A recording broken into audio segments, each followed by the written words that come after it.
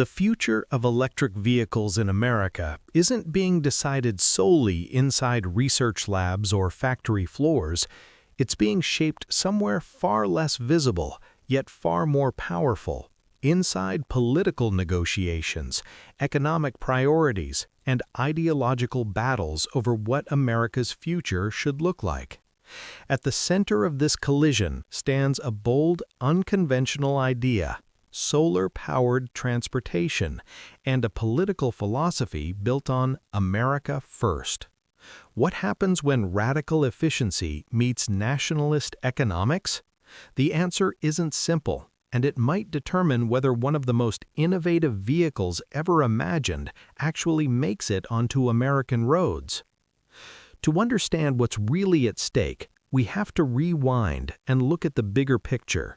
The MAGA movement and Trump-era policy thinking have long held a complicated relationship with renewable energy and electric vehicles. Public messaging often favored traditional energy industries, oil, natural gas, and coal, not just as fuel sources, but as symbols of national strength, self-reliance, and industrial dominance. The underlying message was clear: America shouldn't depend on foreign powers for its energy needs when it has abundant resources at home. But here's where the story becomes far more nuanced than most headlines suggest. At its core, the idea of energy independence doesn't automatically clash with electric vehicles. In fact, if energy independence means producing power domestically, manufacturing vehicles at home, and reducing reliance on imported fuel, then electric transportation could actually fit surprisingly well into that vision. The real tension isn't about electricity itself, it's about control, manufacturing location, and which economic interests benefit. This distinction becomes critical when we examine how unconventional vehicle companies navigate shifting political terrain. Traditional electric vehicles have depended heavily on consumer tax credits to compete with gasoline-powered cars. These incentives were designed to accelerate adoption by lowering prices at the point of sale. However, MAGA-aligned policy thinking has often viewed such subsidies with skepticism, framing them as market manipulation that favors certain technologies over others. At the same time, there has been strong political support for domestic manufacturing, tariffs on foreign goods, and policies meant to bring production back to American soil. That creates a paradox. On one hand, consumer incentives face scrutiny. On the other, American-made innovation is actively encouraged. For a company operating at the intersection of efficiency, domestic production, and unconventional design, this contradiction could become either a threat or an unexpected advantage. As federal EV policy enters a period of uncertainty, existing incentives face debate, restructuring, or potential removal. Manufacturing credits, sourcing requirements, and domestic content rules have become political battlegrounds, and this matters deeply for companies that don't fit neatly into regulatory boxes built for conventional electric cars. This is where solar-integrated vehicle design changes everything. Instead of relying entirely on large batteries and grid charging, solar electric vehicles integrate photovoltaic cells directly into the body. The result isn't just an electric car with panels for show, it's a fundamentally different energy model. Daily driving can be partially, or in some cases almost entirely, powered by sunlight. That innovation creates regulatory gray areas. Depending on how rules are written, such vehicles may qualify for some incentives while being excluded from others. Domestic sourcing requirements introduce both opportunity and risk. Commitments to American manufacturing can align well with nationalist economic priorities, but specialized components, advanced composites, solar cells, and custom electronics can be harder to source domestically at scale. Yet the Made in America emphasis could end up working in favor of companies that emphasize U.S.-based production, American jobs, and homegrown engineering. The challenge lies in whether policymakers focus on those attributes or allow skepticism toward renewable technology to dominate the conversation. The question becomes even more complex when considering what a renewed Trump-era policy environment could look like. Public statements about electric vehicles have often been blunt, sometimes contradictory. Criticism of subsidies exists alongside recognition that global automotive markets are electrifying whether policymakers approve or not. The real impact would come not from slogans, but from how tariffs, incentives, and manufacturing policies are actually implemented. Higher tariffs on foreign components could raise costs in the short term, especially for specialized parts not yet produced domestically at scale.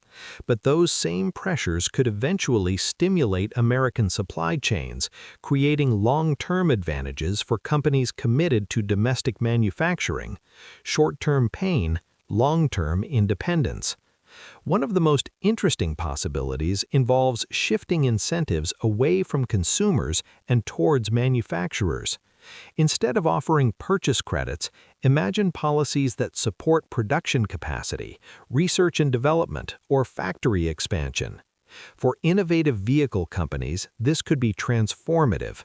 Lowering production costs and scaling efficiently does more to ensure long-term viability than temporary price reductions at the point of sale. This shift also aligns with a deeper interpretation of energy independence. Solar-powered vehicles don't just reduce reliance on oil or the electric grid, they represent energy autonomy at the individual level. A vehicle that generates its own power challenges the very idea of centralized energy dependence. In sunny regions, daily driving could require little to no external charging at all. That's energy independence in its purest form. No foreign oil, no fluctuating fuel prices, minimal reliance on infrastructure. It's self-reliance on wheels, an idea that resonates strongly with themes of independence and personal freedom. This becomes even more compelling when considering resilience. Conventional electric vehicles rely heavily on charging infrastructure and policy support to remain competitive. Remove subsidies, and the economics become challenging. Solar-integrated vehicles operate on a different equation entirely. Efficiency is a design choice, a survival strategy. That efficiency-first philosophy provides insulation against policy shifts. Rather than depending on subsidies to mask inefficiencies, the value proposition is built into the physics of the vehicle itself. Lower energy consumption, lower operating costs, and greater independence create intrinsic value that persists regardless of political cycles. Strategic decisions further strengthen this resilience. Direct-to-consumer sales reduce dependence on traditional dealer networks. Modular production strategies allow gradual scaling instead of massive upfront investments that require perfect market conditions to succeed. Flexible manufacturing reduces risk in uncertain environments. State-level incentives and regional policies also play a role. Even if federal support fluctuates, many states maintain strong clean transportation programs, especially in regions with abundant sunlight and environmental commitments. These localized ecosystems can provide stability during federal transitions. Zooming out even further, it becomes clear that long-term success won't be dictated by any single administration. The global shift towards electrification is driven by economics, not ideology. Battery technology continues to improve. Efficiency continues to matter. Consumers increasingly value sustainability when it doesn't require sacrifice. Even without incentives, the electric vehicle market would continue to grow. Automakers aren't investing billions because governments demand it. They're doing it because internal combustion technology is reaching the limits of its competitiveness. In that environment, Ultra-efficient solar-assisted vehicles occupy a unique niche that appeals to consumers who value innovation, independence, and long-term savings. Younger buyers, in particular, are more willing to support products that align with their values while delivering tangible benefits.